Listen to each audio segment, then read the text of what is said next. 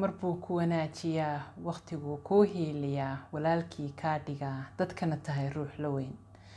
Waan filayaa ereyadaasi hordhaca u ahaa sheekadeena in aad runtii la wada dhacdeen.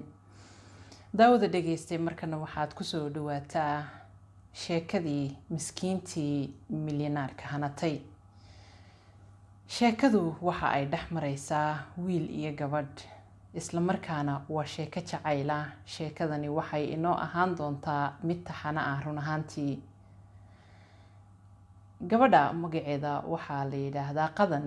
waxa aanay markaasi tahay gabadh danyar ah oo markaasi ka shaqeysa dukaan lagu iibiyo cunooyinka kala duwan ee keega, rootiga iyo waliba waxyaabaha macmacaanka ah ee ay dadku marka ay rabaan in ay markaasi mushaaxaan amaba ay sheekeystaan ay ku cabaan kafeega.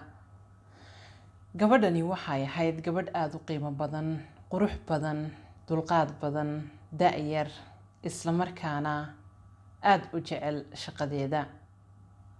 waxa ay ka shaqeynaysay shaqadaasi aadka markaasi u muhiimka ah. waxaa dalabaadku uga imaan jiray magaalada geesaheeda kala duwan. gabadhan waxaa la shaqeynaysay hal gabar oo ay saaxiibo ahaayeen. dukaankuna runtii aada buu isaga yaraa. waxa lagu iibiyo oo dhanna gacmahooda ayay kusoo saari jireen. waxaa dhacaysa markaa in dalabaadka laga soo dalbado ay u tagaan magaalada gudaheeda. maalin maalmaha ka mid ah, gabadhii ay saaxiibada ahaayeen ayaa iyadoo markaasi sameynaysa Qadan keegii u imaanaysa. waxay la yaabaysaa gabadhani sida ay shaqadeeda ugu raaxaysanayso, isla markaana aanay u ahayn mid intay guursatay iyadana markeedii keega loo sameeyey. gabadhan waxay caan ku ahayd Qadan in marka ay shaqada qabanayso ay aada u ismail gareyso, dhan walba ka fiiriso, sharaxdo, ay dareento qiimaha shaqada ay qabanayso. marka gabadhii saaxiibadeed marka ay kula kaftantay miyaadan saas noqonaynin, ay waxay ku tiri fadlan anigu waxaan aada u jecelahay shaqadeyda, waxaana rabaa berito arooska dhacaya in markaasi aan geeyo keega, fadlan kaalay shaqada wax ka qabo. gabadhii waxay arkaysaa inaanay daneyneynin in hadalladaasi kaftanka ah lala sii wado. kadibna shaqadii marka ay dhammeeyeen, gabadhii Caasho ee saaxiibta ahayd Qadan ayaa waxa ay leedahay, saaxiib wayno berito haddii allaha awooda la idmo waxaanan geyneynaa keegan sida quruxda badan u sharaxday meeshii markaasi loogu talagalay. macnaha anaa dukaanka kaa reebaya, adiga ayaana qaadi doona. sidii marka ay ku ballameen, gabadhii way baxaysaa. Caasha waxaa meesha kusoo haraysa Qadan oo iyadu caan ku ahayd shaqadaasi ilaa ay dhammayso inaanay ka tegin. runtii waxaanay ku ammaanayd howlkarnimo. kadib waxaa dhacaysa subaxii, isla Qadan ayaa imaanaysa oo markaasi dukaankii furaysa, keegii jeegareynaysa. kadibna wax yar kadib waxa uu imaanaysa saaxiibadeed oo weli kaftan iyo cayaari ay dhex marayso. intii ay wada hadlayeen ee ay kaftamayeen ayaa waxaa dukaanka soo galaya laba caruura iyo hooyadood. waxay u soo dhaweynaysaa si hufan oo weji furan oo ay ku dheehan tahay farxadi. waa la kaftamayaa, ciyaalkiina waa ay farxayaan.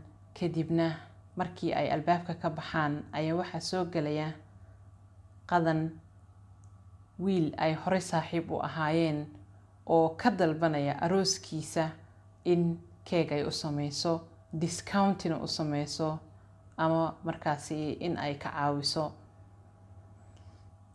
waxay leedahay waa wax wanaagsan, waxaan jecelahay inaan kaa caawiyo. run ahaantii gabadhan waa gabadh aada u qiimo badan. ma daneyneyso saaxiibkeedii ay kala hareen ee xumeeyey, isaga oo keegii arooskiisa ka dalbanaya haddana inay diidmo ka horgeyso.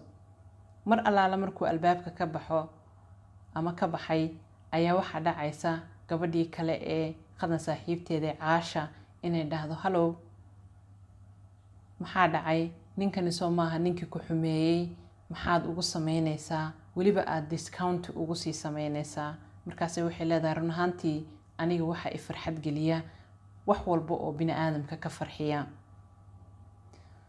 intaasi marka ay dhaxmarto ayaa waxaa looga tagayaa dukaanka Caasha kadibna waxaa baxaysa qadan oo dhanka iyo arooskii u qaadaysa keegii qadan inta ay dhexda ku sii jirto ayaa waxa dhacaysa wiilka oo isaguna la yiraahdo Faysal oo ay qadan isbaran doonaan ahna maalqabeenka sheekadu ay ku socoto ayaa waxa dhacaysa isaga oo meeshii taagan isagii saaxiibkii arooskii meel aad u qurux badan oo ay markaasi alaab wada cadcadi taalo oo ay dadku wada labisan yihiin oo run ahaantii aad yaabayso quruxda ka muuqata labadii wiil oo markaa wada taagan isagii saaxiibkii ayaa gabadh isagana waxay imaanaysaa ay horey wax u dhexmareen sheeko ah kadibna kaftan bay ku bilaabaysaa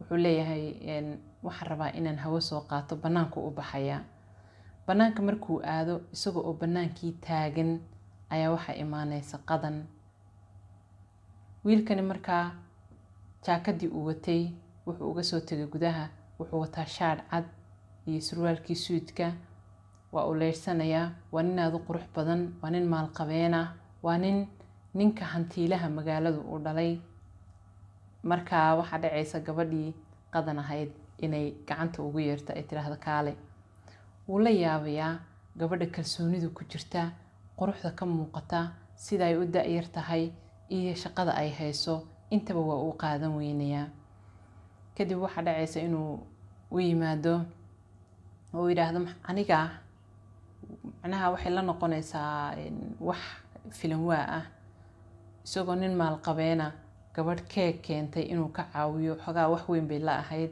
hase yeeshee kama aanu diidin waayo bulshooyinka qaar ayaa aad u ixtiraam badan runtii kuna ixtiraamo bini'aadamnimadooda oo aan iska weynaysiin marnaba kadib waxaa dhacaysa in uu keegii la soo qaado su-aal iyo kaftan iyo waxba isa wadaarsanayaan kadibna gabadha waxaa ka muuqata runtii haybad iyo karaamo aad u badan iyo weliba kaftan iyo dhoola caddayn iyo farxaddii ugu dambeysay ee qof bini aadana uu haysan lahaa kadib markaa waxay leedahay iyadu shaqadan aan wado ma raba ninka booska ah inuu igu qayliyo ama oo aan kasoo daaho marka fadlan ila dedeji isagu markuu yaaban yahay waayo ninka ay ka baqaysaa waaba aabihiis markay halkaa sheekadu marayso ayaa waxay keenayaan keegii gudaha meeshii loogu talagalay marka ay dhigaan waxay markaa sameynaysaa si kalsooni ay ku dheehan tahay ayay leedahay magacaaga ii sheeg meeshii bay magacyadoodii isbaranayaan wiilkii halkaas ayuu gabadha ka jeclaanayaa sheekadu runtii aad bay u dheer tahay waxaan jecelahay inaan qaybo badan ka dhigo ugu yaraana waxay noqon doontaa 15 qaybood haddii aanay ka badanin daawada dhegayste gabadhii marka ay kusoo laabato shaqadeedii wiilkii waxaa ka bixi waynaysa maskaxdiisa gabadhii da'da yareyd ee haddana shaqadeedu ay ahayd shaqo aad markaasi aan saa usii badnayn balse farxadda ka muuqata iyo reynreynta iyo sida ay shaqadeeda ugu kalsoon tahay runtii marnaba aan wax loo dhigaa jirin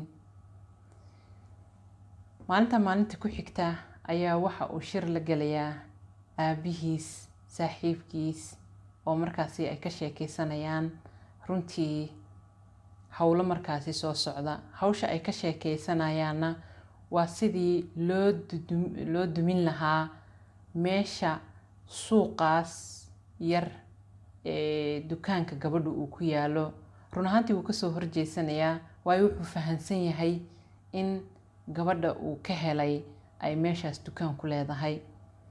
kadib waxaa dhacaysa in aabihii uu ku adkaysto in meeshaasi suuqa ay dhismayaal waaweyn ka sameeyaan, dadka danyarta ana ay ka burburiyaan.